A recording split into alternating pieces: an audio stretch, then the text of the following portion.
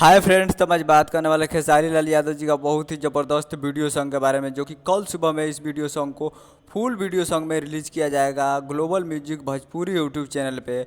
जो कि गाए हैं खेसारी लाल यादव जी और इसे लिखे हैं कृष्णा बेदर्दी जी और म्यूजिक भी दिए हैं कृष्णा बेदर्दी जी, और इसमें गाए हैं खेसारी लाल यादव जी और पलक पांडे जी।